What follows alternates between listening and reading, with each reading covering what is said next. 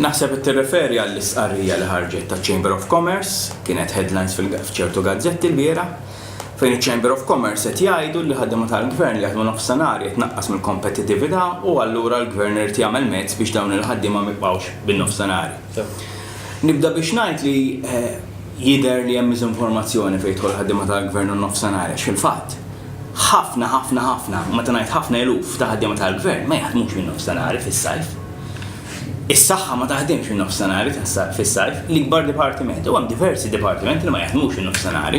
In-nofsinhar qegħdin hemm skont l-eżiġenzi tas-servizz. Apparti minn hekk ta' min jgħid li l-ħaddiema tal-Gvern dawk li jaħdmu bin-nofsinhar ikunu ħadmu għalihom fix-xitwa. Jiġifieri aħna bħala General Workers Union fil-waqt li ninnotaw b'ċertu dieqa ngħidlek li qed joħorġu ħafna affarijiet donnom indirizzati biex il-ħaddiem ma jibqax jieħu benefiċċji u ma jkollux titjib fil-kondizzjonijiet tiegħu.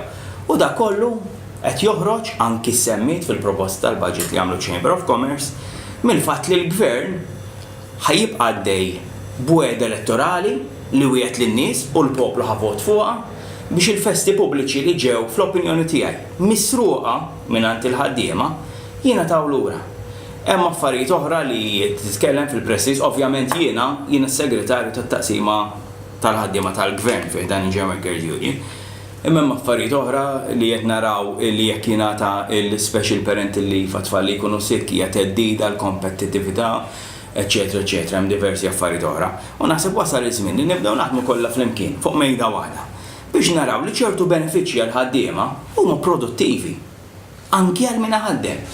Meta aħna qed inżidu jew niġġieldu biex inżidu ċertu benefiċċji għall ġenituri eċetera, eċetera, qed nagħmlu dan biex il-ħaddiem nies li forsi b'ċirkustanzi tagħhom ma jippermettulhomx li jaħdmu ikunu jistgħu joħorġu mod aktar faċli mid-dinja tax-xogħol u jgawdi kulħadd għax kollha nafu li f'dal pajjiż bħalissa hawn problema ta' nuqqas ta' ħaddiema. Mill-banda l-oħra jiena l-ħaddiema tal-Gvern nassigurhom li General Workers Union ma taċċetta ebda tibdil fil-ħinijiet għax talbi ta' Chamber of Commerce jew kwalunkwe organizzazzjoni oħra.